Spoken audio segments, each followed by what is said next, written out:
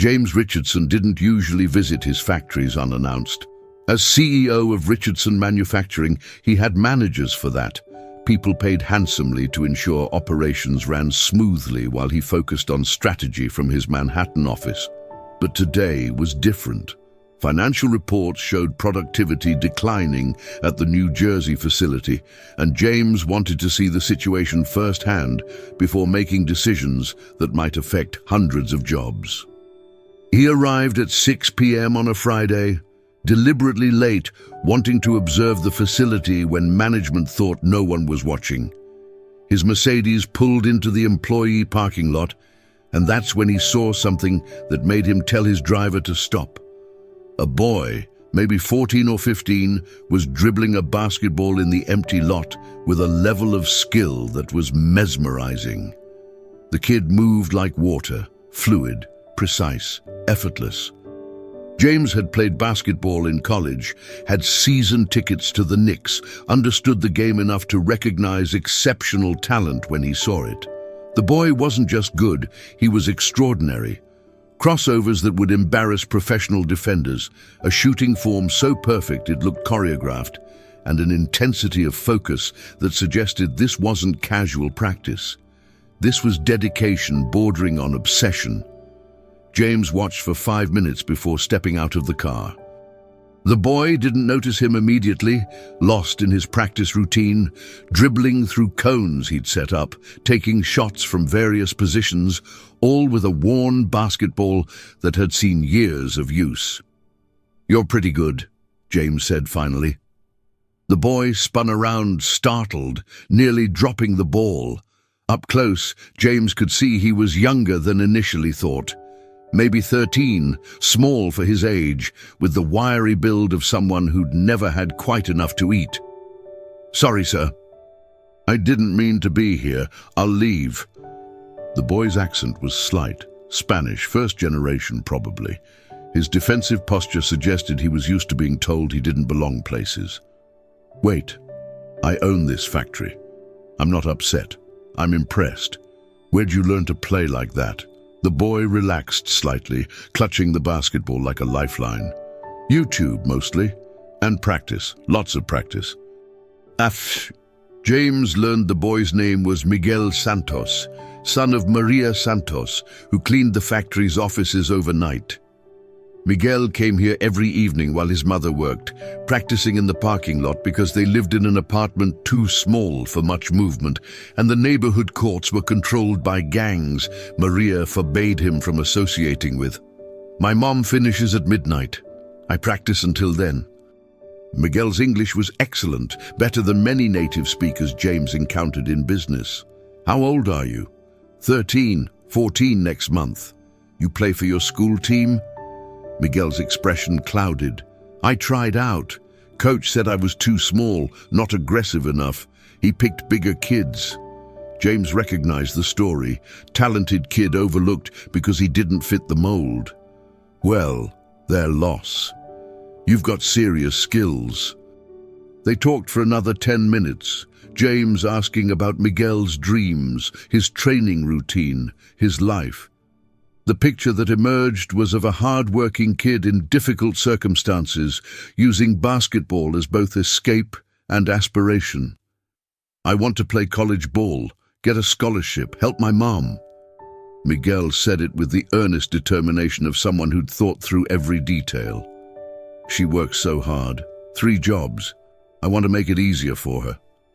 James felt something shift in his chest. He'd built his company from near bankruptcy after inheriting it from his father, understood the value of determination and sacrifice. But he'd had advantages: education, connections, capital. Miguel had only talent and work ethic. "I'd like to meet your mother. Is she working tonight?" "Yes, sir, but please don't get her in trouble. She doesn't know I practice here. She thinks I wait in the break room doing homework." "I'm not here to cause trouble. I want to help." Miguel looked skeptical, and James couldn't blame him. How many times had well-meaning rich people made promises they didn't keep? How many times had Miguel learned not to hope too much? They walked into the factory together, James leading Miguel through corridors to the administrative offices where Maria would be cleaning. They found her emptying trash in the executive conference room, wearing a cleaning company uniform, her hands showing the wear of decades of hard labor. When she saw James, recognized him from employee newsletters, her face went pale. When she saw Miguel, confusion and fear mixed. "Miguel, ¿qué haces aquí?" James raised his hands in a calming gesture. "Mrs. Santos, please don't worry. Miguel's not in trouble. Neither are you. I just watched your son play basketball in the parking lot. He's incredibly talented." Maria's expression remained wary. In her experience, when rich men took interest in poor people's children, it rarely ended well.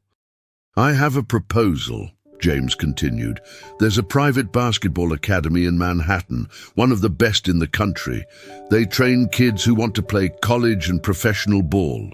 I'd like to sponsor Miguel's admission." The offer hung in the air like something too good to be real. Maria's eyes filled with tears, but she shook her head. "We cannot afford this. Private school in Manhattan? The tuition alone, full scholarship, tuition, equipment, transportation, everything covered. He'd attend during the day, could come back here in the evenings if you're still working, or we could arrange different housing if you prefer." Maria sat down heavily in one of the executive chairs, overwhelmed. Miguel stood frozen, unable to process what he was hearing. James understood their hesitation. This was life-changing, which made it terrifying. What if it was a trick? What if there were conditions? What if it all fell apart? "Why would you do this?" Maria asked finally, her voice barely above a whisper. James thought about his answer carefully. "Because I've spent 20 years building a company, making money, surrounding myself with luxury, and tonight I watched your son practice basketball with more dedication than most of my executives show toward their careers. Talent like his deserves opportunity, and mothers like you deserve to see their sacrifices rewarded." It was true, but not complete. The fuller truth was that James had no children, his marriage had ended 3 years ago, and he'd been feeling increasingly disconnected from purpose. Watching Miguel play had reminded him of something he'd forgotten, that talent and determination existed everywhere, not just in expensive zip codes, and that he had resources to change lives if he chose to use them. "There's no catch," James added. "No contract binding Miguel to anything. If it doesn't work out, he can leave any time. But I think it will work. I think your son could be special." 3 weeks later, Miguel walked through the doors of the Manhattan Basketball Academy with a mixture of terror and excitement. The facility was unlike anything he'd imagined. Pristine courts, professional-grade equipment, trainers who'd played college and professional ball, and students who carried themselves with the confidence of people used to success. James had arranged everything personally: enrollment, uniform, schedule. He'd even hired a tutor to help Miguel adjust academically, knowing the curriculum would be more challenging than his previous school. But James had also done something else. He'd spoken privately with Coach Marcus Williams, the academy's legendary director. "This kid is raw talent," James had explained. "But he's been overlooked, told he's too small, not aggressive enough. He needs someone who'll see past that." Marcus, himself a former college player who'd faced similar obstacles, understood immediately. "I'll watch out for him, but he'll have to earn his spot like everyone else. No special treatment. I wouldn't expect anything less." Miguel's first day was brutal. The other students were good, some were great. Many came from basketball families, had been training since they could walk, had private coaches and expensive camps. Miguel was the kid from nowhere, sponsored by some mysterious benefactor, clearly out of his depth. The morning skills assessment was humiliating. Miguel, used to practicing alone, struggled with the structured drills. His fundamental skills were excellent, but his game sense, Understanding when to pass versus shoot, how to play defense in a team system, how to communicate on court, was underdeveloped. At lunch, sitting alone in the cafeteria, Miguel considered calling his mother and quitting. He didn't belong here. These kids were different, confident, connected, comfortable in ways he'd never be. Then Coach Marcus sat down across from him. Rough morning? It wasn't a question. Miguel nodded, unable to trust his voice. Good. If it was easy, it wouldn't be worth doing. You've got skills, Santos. Raw, undisciplined, self-taught skills, but skills. Now, we need to refine them, build on them, teach you to play basketball instead of just doing basketball tricks. What's the difference? Basketball tricks impress people in parking lots. Playing basketball wins games. You ready to learn? The first 3 months were the hardest of Miguel's life. He woke at 5 a.m. to catch the train from New Jersey to Manhattan, attended classes that were academically rigorous, practiced from 3 to 7 p.m., then caught the train back, arriving home around 9. Homework consumed his evenings, sleep was insufficient, and the pressure was relentless. On the court, he was improving but still behind his peers. The other students had years of structured training. Miguel was learning fundamentals he should have mastered years ago, while simultaneously trying to compete at their level. It was like learning to walk while running a marathon. Coach Marcus pushed him hardest. Stop thinking! React! Basketball isn't played in your head, Santos. It's played with instinct. But Miguel couldn't turn off his overthinking. Every play felt like a test he might fail. Every mistake a confirmation he didn't belong. James visited regularly, watching practices from the mezzanine, always encouraging but never intrusive. He'd nod when Miguel looked up, giving silent support. After particularly rough practices, James would sometimes appear with pizza or burgers, sitting with Miguel while he ate, talking about everything except basketball. "How's your mom?" James would ask. "Working too hard. I tell her she can quit one of her jobs now. You're paying for school. But she says she needs to save in case this doesn't work out." "It's working out. You're improving every day." "Not fast enough. Coach benched me again today. Said I'm too tentative." James smiled. "Your mum works 3 jobs. You take 2 hours of trains daily. You're 13 years old competing with kids who've had every advantage. And you're improving. That's not fast enough. That's remarkable." The encouragement helped, but Miguel still felt like he was drowning. At school, he was the scholarship kid. At the academy, he was the project. At home, he was the hope his mother had invested everything in. The weight was crushing. Then came the first real game. The academy scrimmaged against a prep school from Connecticut. Good program, well-coached, tough competition.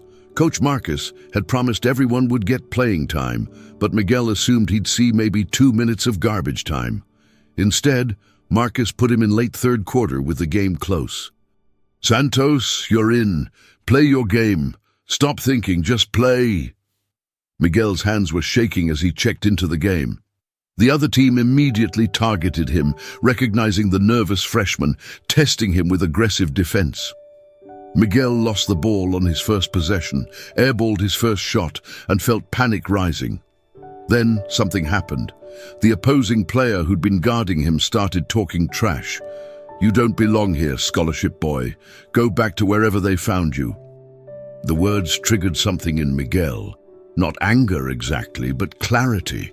This player was just like the coach who'd cut him, the teachers who'd underestimated him, everyone who'd looked at his circumstances and decided he was less. On the next possession, Miguel called for the ball. When it came to him, he didn't think.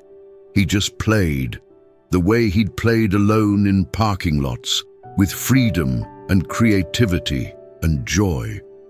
He drove past his defender with a crossover that drew gasps from the crowd, dished to a teammate for an easy layup.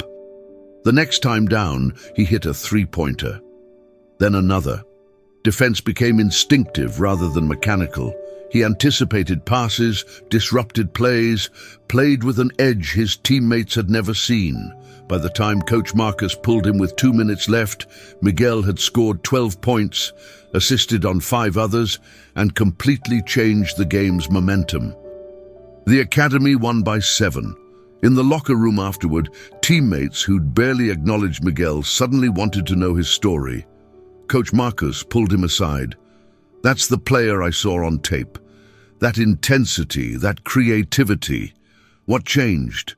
Someone told me I didn't belong, made me realize I've heard that my whole life. I'm tired of believing it." Marcus smiled. "Good, because you do belong. You've always belonged. You just needed to believe it yourself." James was waiting outside the locker room when Miguel emerged. Without a word, James pulled him into a hug, the first truly parental gesture between them. "Your mother's going to be so proud when I tell her. You were incredible." That night, riding the train home, Miguel felt different.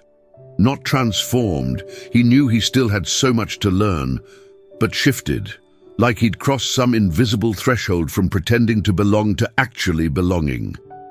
Over the following months, the relationship between James and Miguel evolved into something neither had expected. Not quite father and son, but deeper than mentor and student. James found himself attending every game, every showcase, rearranging business meetings to be present for Miguel's big moments. Maria watched this development with mixed feelings. She was grateful for James's support. Miguel was thriving in ways she'd never imagined possible. But she also worried about attachment. What happened when James got bored with his charity project? What happened to Miguel when the novelty wore off? James, sensing her concern, invited both Maria and Miguel to dinner at a nice restaurant. Not extravagant, but nicer than anywhere they'd typically go. Over pasta and conversation, he addressed it directly. "Maria, I know you're worried I'll abandon Miguel once the novelty fades. I understand that fear. Rich people have a history of treating poor people's lives like hobbies." Maria's eyes widened at his bluntness, but James continued, "I'm not going anywhere.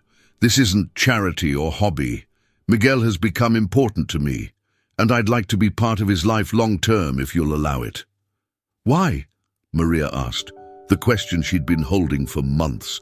"You have everything. Why does my son matter to you?" James was quiet for a long moment. "My ex-wife and I tried to have children for years. Couldn't. We considered adoption, but by the time we were ready, the marriage was falling apart. I resigned myself to building companies instead of families. Then I saw Miguel in that parking lot, and something in me recognized something in him. Drive, determination, potential being wasted because of circumstances beyond his control." He looked at Miguel, then back to Maria. "I can't give him a father. He already has one somewhere, I assume." Maria shook her head. "Left when Miguel was 3. Hasn't been back since. Then I won't try to replace him, but I can be someone who shows up, someone who invests, someone who believes in him when belief is what's needed most. If that's acceptable to you." Maria reached across the table and squeezed James's hand, tears in her eyes. "It's acceptable, and it's a blessing. Thank you for seeing my son when others looked past him." Late sophomore year, disaster struck. During a crucial tournament game, Miguel went up for a layup and came down wrong. The sound of his ankle snapping was audible throughout the gym. He lay on the floor, screaming in pain, while coaches and medical staff rushed over. James was in the stands, felt his own stomach drop as they loaded Miguel onto a stretcher. He rode in the ambulance with Maria, holding her hand while she prayed in Spanish, both of them terrified. The diagnosis was severe: fractured ankle, torn ligaments, surgery required immediately. Recovery would be 6 months minimum, possibly longer. For a 15-year-old athlete, it was potentially career-ending. Miguel's first words after surgery, still groggy from anesthesia, were, "Did we win?" James and Maria couldn't help but laugh through tears. No, mijo, we lost. But the game doesn't matter. You matter. I'll never play the same. I'll lose my spot at the academy. I'll lose everything. Miguel's voice broke, and suddenly he was crying, not from pain but from fear and loss. Everything he'd worked for, potentially gone because of one bad landing. James squeezed his shoulder. You'll heal. You'll recover. You'll play again. I promise you. But privately, James wasn't sure. Sports injuries at this age could permanently alter careers. He'd seen it happen. What if Miguel never regained his explosiveness? What if fear of re-injury made him tentative? What if everything they'd built together collapsed? The next 6 months were brutal. Miguel attacked physical therapy with the same intensity he'd brought to basketball. But progress was slow and painful. He attended academy classes but couldn't practice, could only watch while his teammates improved and his spot on the team became uncertain. Depression set in. Miguel stopped calling James, stopped engaging in conversations, spent hours alone in his room. Maria called James, desperate. He won't eat, won't talk, just stares at the wall. I don't know how to help him. James came to their apartment, a small place he'd never actually visited before, where Miguel and Maria shared a bedroom to save money. He found Miguel exactly as Maria had described, withdrawn and hollow. Get dressed. We're going somewhere. James's tone allowed no argument. James drove Miguel to a community center in Newark that he funded anonymously. It was Saturday afternoon, and the gym was full of kids playing pickup basketball, kids from the neighborhood, mostly black and Latino, playing with worn equipment on a court that had seen better days. Why are we here? Miguel asked, his first words in the car. Watch. James pointed to one player in particular, a kid about Miguel's age, playing with obvious skill despite having only one arm. He'd lost the other in a gang shooting 2 years prior, James explained, but refused to give up basketball. He's slower than he used to be. Can't shoot from his weak side anymore. But he adapted, found new ways to contribute. Last month, he got a scholarship to a prep school that specializes in working with disabled athletes. Miguel watched, really watched, seeing how the one-armed player used positioning and intelligence to compensate for what he'd lost physically. You think I'm feeling sorry for myself? I think you're forgetting why you play basketball. It wasn't about being the best or getting to the NBA. It was about love of the game, about proving you belonged somewhere. That hasn't changed just because your ankle broke. They stayed for 2 hours, James introducing Miguel to various kids, each with their own story of overcoming obstacles. A girl who'd survived cancer, a boy who'd been homeless, another who'd taught himself basketball while recovering from being shot, each one playing because they loved it, not because it was easy. On the drive back, Miguel finally spoke. I'm scared. What if I'm never as good as I was? Then you'll be good in different ways. Miguel, you're 15. You have your entire life to figure out who you'll be. Basketball is part of that, maybe a big part, but it's not everything. Your worth isn't determined by how high you can jump or how fast you can run. Easy for you to say. You're successful. I'm successful because I failed repeatedly and learned from it. My first business went bankrupt.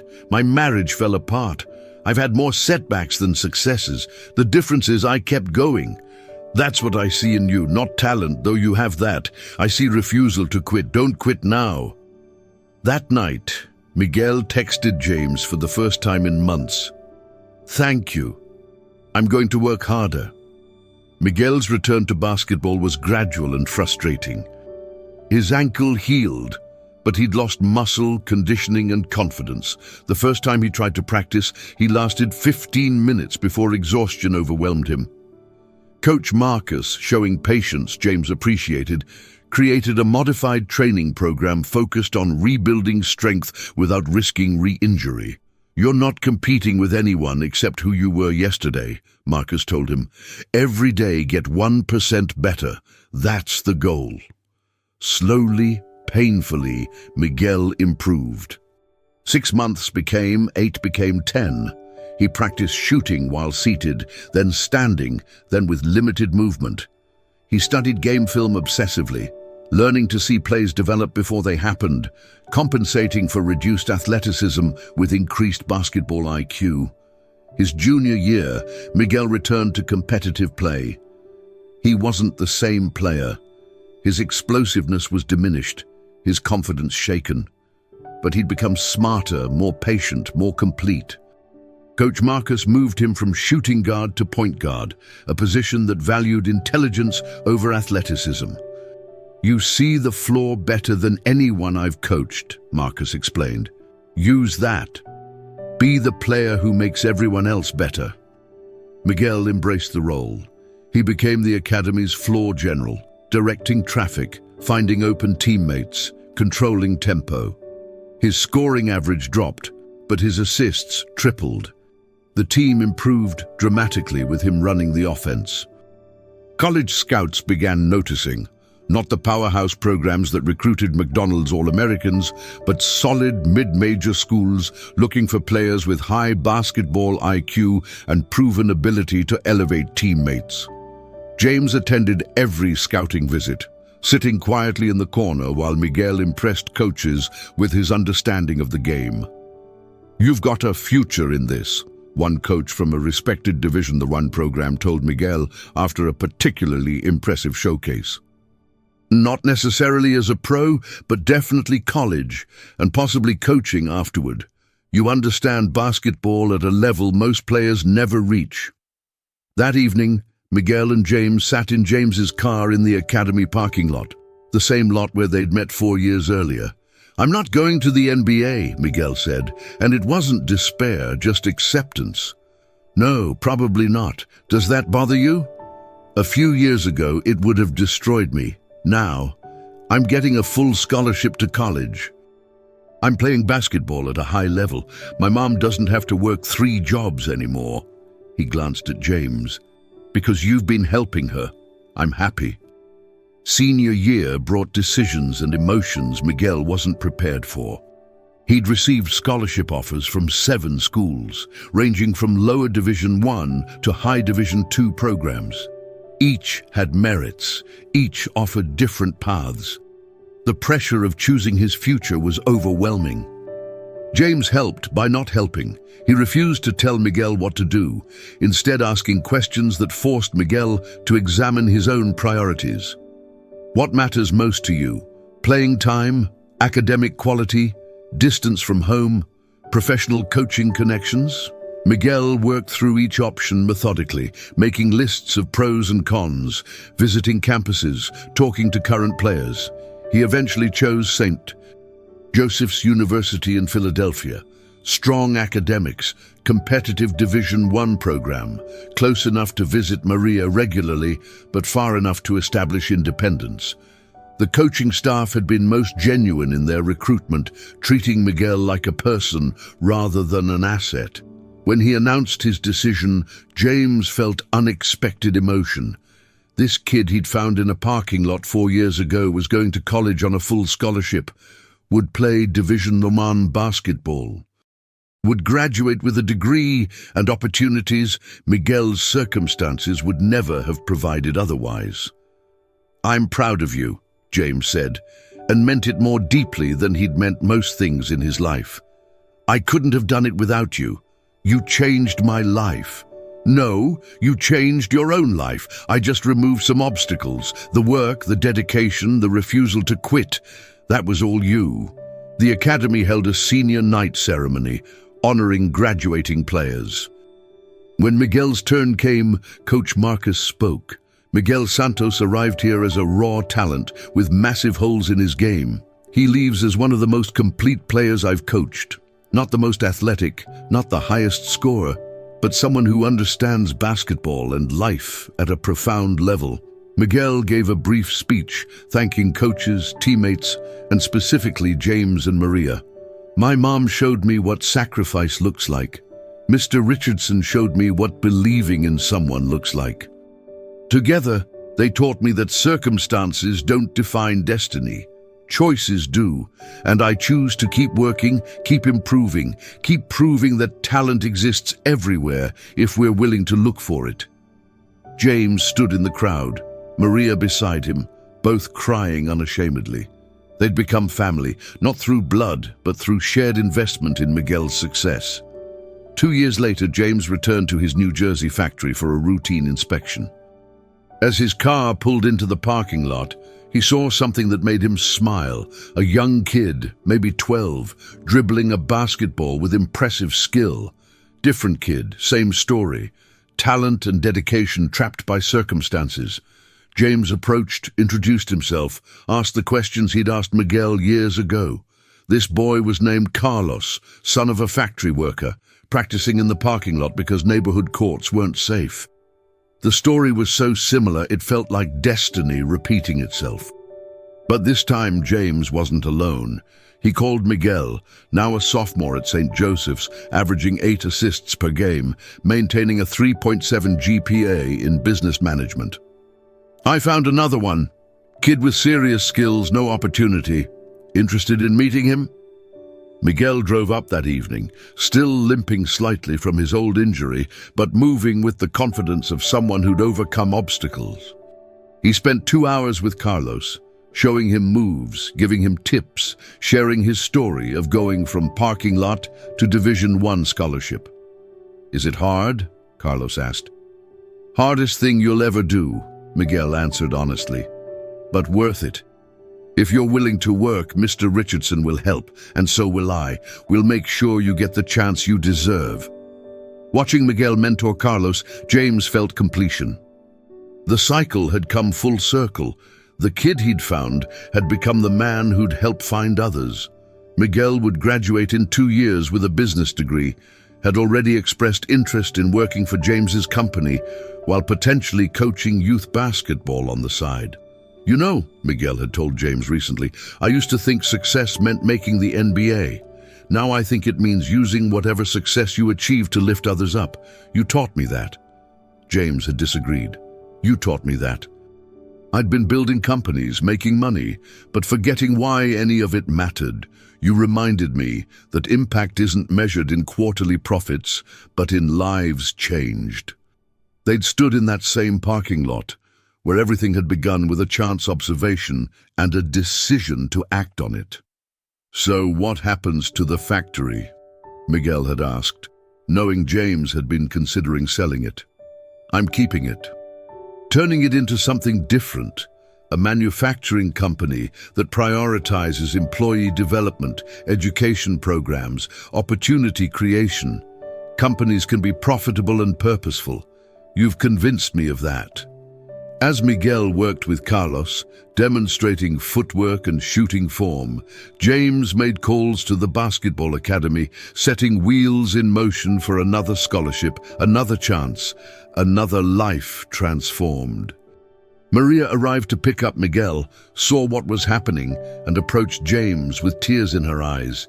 "You're doing it again, changing another family's life." "We're doing it again," James corrected. "Miguel and I. This is what I do now.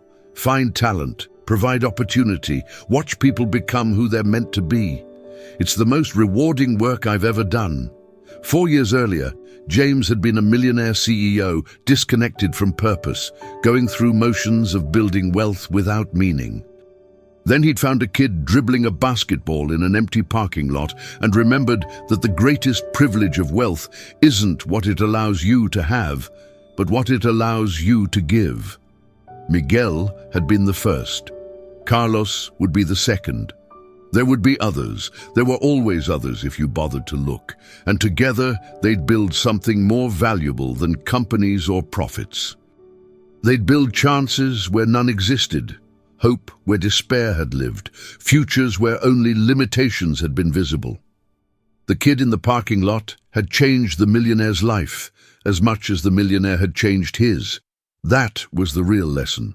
That helping others transforms everyone involved, that true wealth is measured in lives touched, that sometimes the most important discovery happens when we're looking for something else entirely.